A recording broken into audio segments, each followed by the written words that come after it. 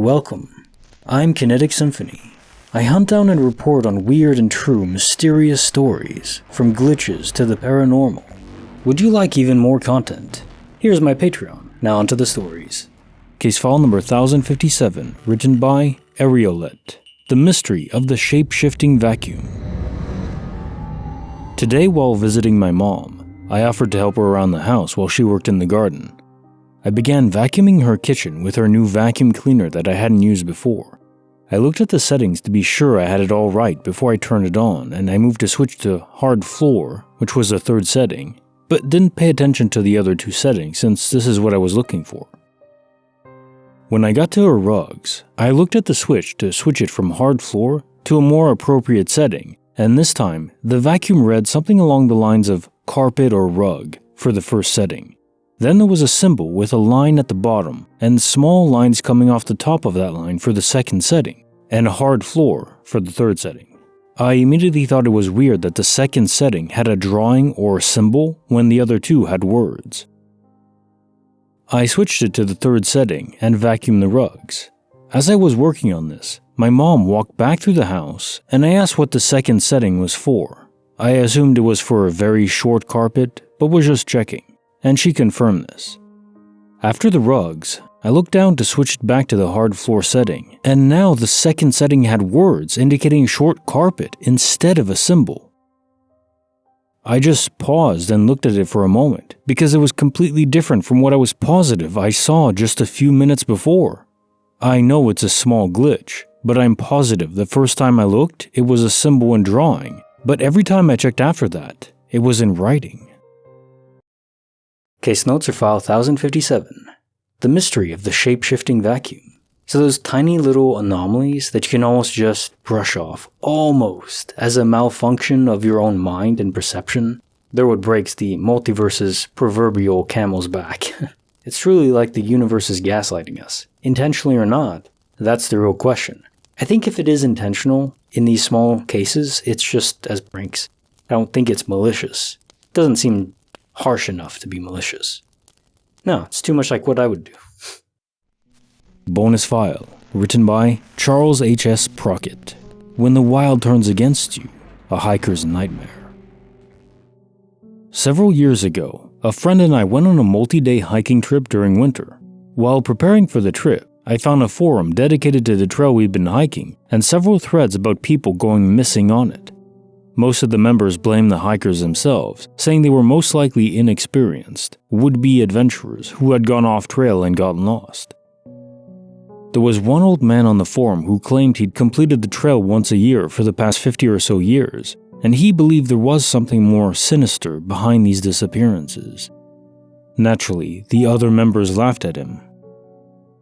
We set off before sunrise to get as many miles in as possible on the first day.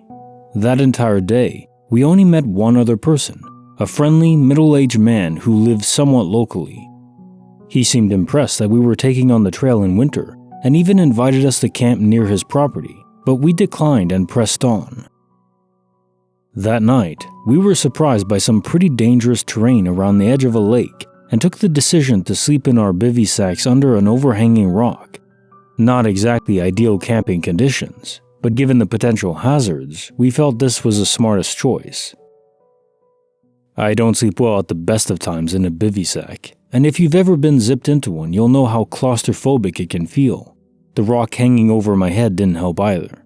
A few hours after I did eventually manage to fall asleep, I woke suddenly to the sound of my friend shouting and swearing at me.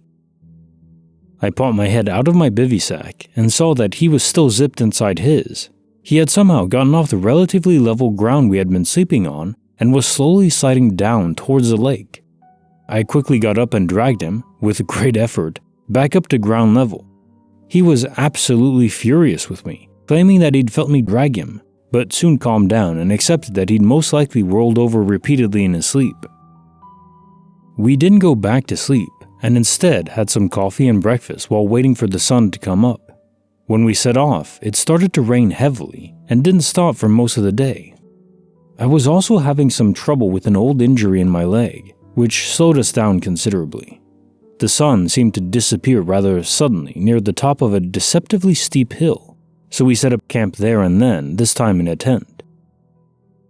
After the rough couple of days we had, we were grateful to be inside a tent, and the ground underneath us was actually not too bad. We talked and joked about the trip so far, and for some reason I remember my friend expressing his disappointment that he'd forgotten to pack his iPad, and then we tried to sleep. Soon after, I began to hear what sounded like human footsteps. I thought to myself, surely there isn't someone else out here climbing this hill at night. The sound continued, and the more intently I listened, the more I became certain of what I was hearing. I poked my head out of the tent, and the sound stopped. I got out to pee and looked around, not a soul in sight. Shortly after getting back into my sleeping bag, the footsteps started again, and this time they started circling our tent. By this point I was pretty frightened, and asked my friend, "Are you hearing this?" He responded, "Yes, I fucking am." Knowing that he'd been hearing them the entire time and sounded as freaked out as I did, genuinely terrified me. We got out of the tent again and asked if anyone was there, but again, there was no one around and the sound had stopped instantly.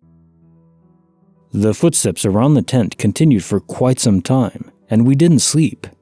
As soon as the sun came up, we packed up our things, got off the trail and hiked to the nearest village, got a cab to the nearest town, and made our way home. We have never been able to find a convincing explanation of what could have been causing the sound of the footsteps that night, and my friend has since become a full-fledged missing person, paranormal, and conspiracy enthusiast. Case notes for the bonus file. When the wild turns against you, a hiker's nightmare. So I wonder if that man, the middle-aged man you met on the trail, was even real. For some reason, my impression is that he was wandering the path and didn't actually own a house. Maybe he did in the past, but it wasn't really his.